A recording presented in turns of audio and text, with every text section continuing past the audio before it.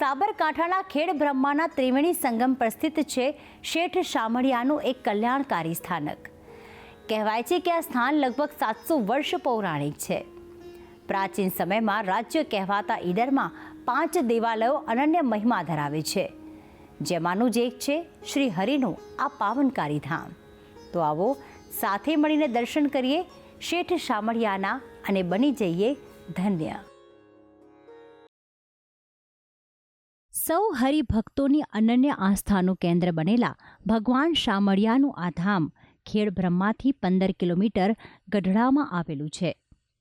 ચારે તરફ ભવ્ય પર્વતોથી ઘેરાયેલા આ સ્થાનકમાં કુદરતની સુંદરતા માણવાની સાથે હરણાવ, ધામણી અને સાબરમતીના ત્રિવેણી સંગમ પર શ્રી હરિના અનન્ય દર્શન થાય છે.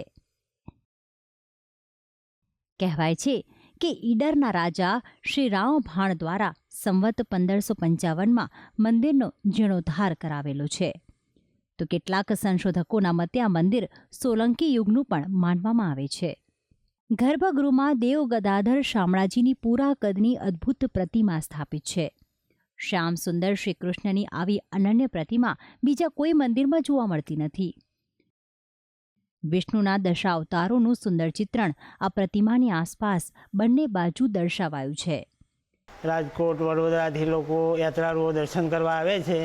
એ લોકોનું કહેવું એવું થાય છે કે આપણા ભારતભરમાં આવ્યું વિશાળ મંદિર કે 10 અવતાર સાથે ભગવાનની મૂર્તિ કોઈ જગ્યાએ જોવા મળતી નથી, અને અહીંયા ભગવાનની 10 અવતાર સાથેની મૂર્તિ છે અને યાત્રાળુઓ બહુ મોટી સંખ્યામાં દર્શને આવે છે. પ્રભુની પ્રતિમાના પ્રાગટ્યની કથા ઘણી જ રોચક છે. પ્રાચીન સમયમાં એક ખેડૂત જંગલમાં ખાખરાના એક ઝાડને જ્યારે તે કાપવા લાગ્યો ત્યારે તેમાંથી રક્તની ધારા છૂટી. સૌ ગામ લોકોએ આ જગ્યા ખોદી તો ખાખરાના થડ પાસેથી પ્રભુની પ્રતિમા મળી આવી. ગામ લોકોએ આ ચમત્કાર જોયો. ત્યારબાદ આ પ્રતિમાનું સ્થાપન ઊંચી ટેકરી ઉપર કરવામાં આવ્યું. કહેવાય છે કે અમુક સમયે ભગવાનની મૂર્તિ પર એક ઘાના નિશાન પણ જોવા મળે છે, અને જીવિત વ્યક્તિની જેમ આ પ્રતિમાને પાટો પણ બાંધવામાં આવે છે. હાલના શામળાજી મોટા મંદિર કરતાં પણ એ મૂર્તિનું કદ ખૂબ જ મોટું છે, અને એ મૂર્તિ એટલી બધી પ્રભાવશાળી મૂર્તિ છે ને કે તમને એમ થાય કે અહીંયા જ રોકાઈ જઈએ.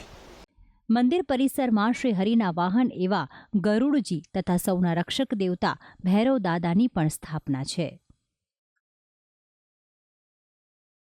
તો આમ શામળિયાનું આ કલ્યાણકારી સ્થાનક પ્રાચીન વારસાને સાચવવાની સાથે ભક્તોની અપાર શ્રદ્ધાનું કેન્દ્ર બન્યું છે. ભક્તિ સંદેશ, સંદેશ ન્યૂઝ, સાબરકાંઠા.